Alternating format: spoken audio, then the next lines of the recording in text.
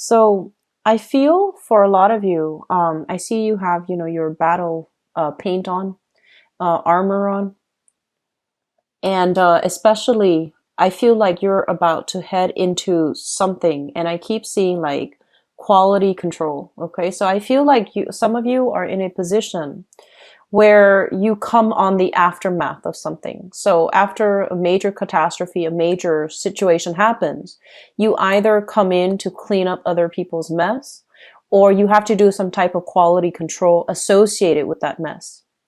And I feel that you're doing God's work. You're doing things that people don't want to do.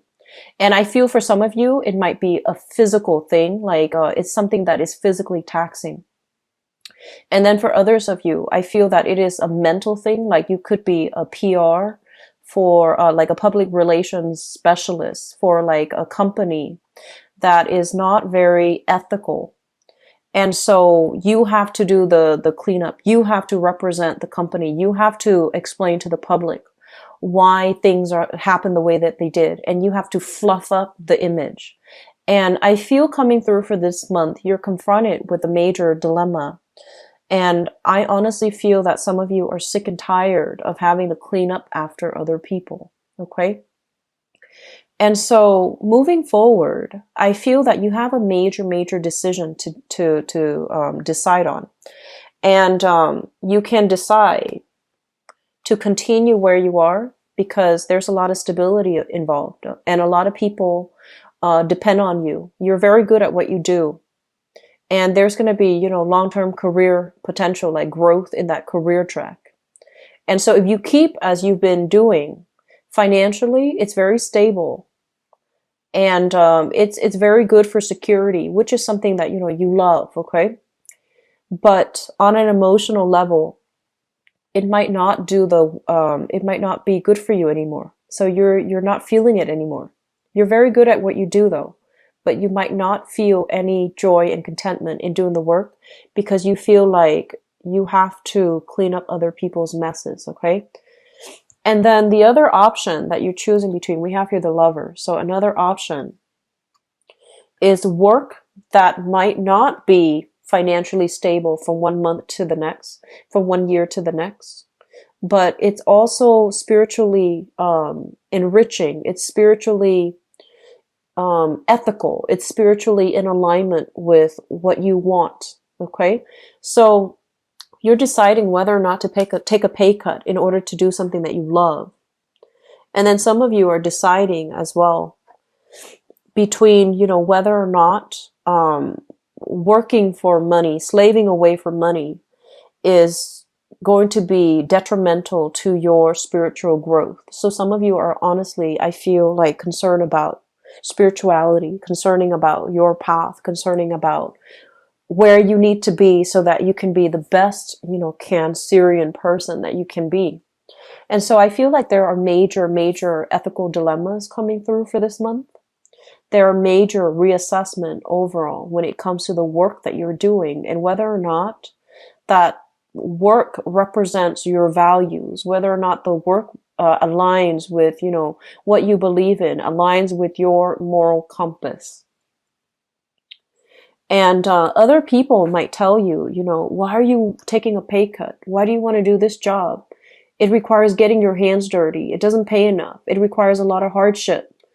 And you're just like, because it's the noble thing to do. It's the right thing to do. And I really commend those of you who are thinking that way because I feel like you're going to be able to see a lot of traction, like make a lot of traction in the world, make a difference in a lot of people's lives. I see some of you, like things are going to accelerate for you where you can actually make it a career and you're going to rise really quickly. And so what I feel coming through here is, as a water sign, okay? And this is also for Pisces, also for Scorpio.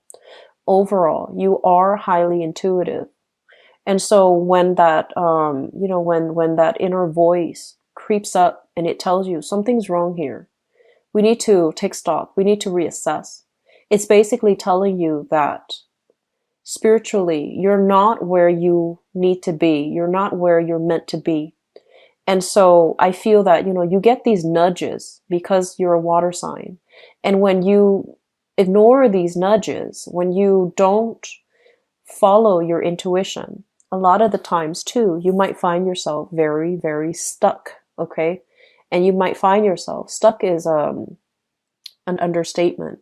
This is the Ten of Swords, and this is a sword about actions and consequences. This is a card about betrayal. This is a card about, I feel honestly in this spread, it represents like selling ourselves out, okay? Selling our values out and not aligning strongly with the things that we believe in. So in a way, it can be a very karmic card that basically indicates choices and repercussions.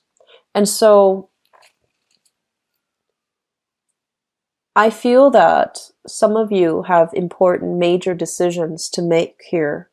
And I feel that you want to make the decision that really, speaks to you on the emotional, spiritual basis. Because as a water sign, you really can't deny that part of yourself. Okay? And the other thing I'm sensing here is this. So this is the card that represents you. Okay, so I basically split all the cards into the major. I selected the major arcana that represents each of the sign. So then I can shuffle it and figure out which sign I need to start these readings on, so that it can provide you with guidance. And going back to the card that represents you, in life, overall across the board, we're always going to be caught in dilemmas. Okay, do we do this? Do we do that? Do we try to do the right thing, or do we indulge a little bit? So there are always going to be these temptations. There are always going to be these dilemmas, right? But you want your heart and your mind to be in the same place. That's the only way you're going to be able to move forward, right? The chariot requires both of these animals to work in concerted effort. Okay, so think of it as your heart and your mind. Think of it as, the physical world and the spiritual world. You want both of these things to be aligned so that you can make the most progress forward. And so these things are not going to go away. Making this decision here doesn't mean that, everything's going to be all fine and dandy. These dilemmas might come up again. These temptations will come up again as well. But we want to do the honorable thing. We want to be like a major player, like a major arcana, rather than dabbling in, the minor arcana and thinking about short-term gains at the expense of long-term, success. Okay, so think long-term for this month. I guess that's the overriding message. Okay. And then thinking about long-term, where you're headed and what you're hoping to achieve. Because I feel like some of you, I'm seeing like two sets of people. The first one is you're in a position of power, right? Like you might be like a financier. You might have a lot of people coming to you and telling you, do you want to get involved in this project? Or they're pitching an idea to you so that you can get involved with them. Okay. And then I see other groups of Cancerian people either going to a financial institution or a specific person like a financier or an authority figure and pitching something to them. And you're telling them like, hey, I need like this much, in money, or I need this much in investment. I need this much in startup capital in order for me to fund this project. So I feel like, it can go one of two ways. Like you're the one making the decision to decide on whom to invest, or deciding on which project to invest, or you're on the other end where you're soliciting investment funds. You're soliciting like somebody for a loan. And either way, it's basically telling you realistically to have a very logical and a very, like, I guess, practical time frame. You want to really lay out, okay, so here's what I'm going to do for the next month. Here's when the financial resources will be, recouped. And here's how long it's going to take me to, pay back the loan. So I feel that you want to be as clear, as clean cut, as linear in your time frame projection as you can be, okay?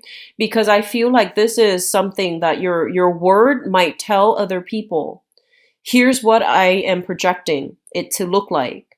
And if you're off the mark, it's not going to reflect well on your credibility in the future, right? So I feel that you have some heavy legwork that you need to do in terms of like setting out some solid time frame, either for work or time frame either for your own personal, whatever it is. Okay, so time frame for house repairs, time frame for getting things done. So you need to be as realistic as you can, and to err on the side of caution. So that means you might need to extend the time frame a little bit further.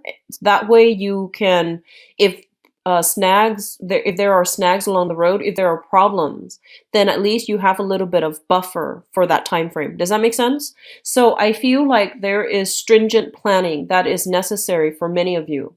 I feel like there's a job coming through for those of you who have been working.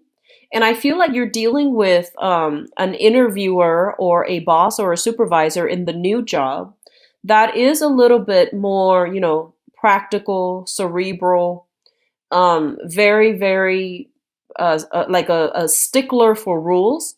So I feel like the environment is very structured. You might say it's a little bit rigid, but I feel that it's a very functional, like a work environment where things are done very well. There's high productivity.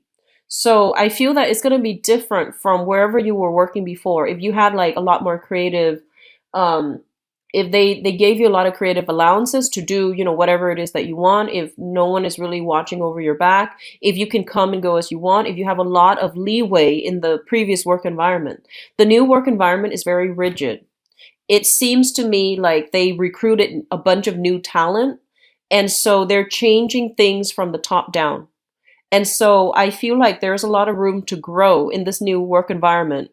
The starting out salary might be a little bit less than what you're used to, but I feel that this is a really good environment to be in, because whoever you're working with, as long as you do your job, this person is a stickler for rules. As long as you do your job, as long as you work hard, they will, they will advocate for you. Okay, so you're dealing with somebody who wants to reward people who work hard. So as long as you can do that, things will be good. So there's a really good connection here between you and whoever is interviewing you, or whoever is going to be your immediate supervisor in the new work environment. And so it's really important for you to emphasize your productivity, emphasize how you're able to streamline work processes, how you're able to enhance and increase efficiency. Okay, and they're going to ask you follow-up questions. So, needless to say, don't fib on interviews. But I feel that emphasizing these things will make you a really standout candidate. Okay.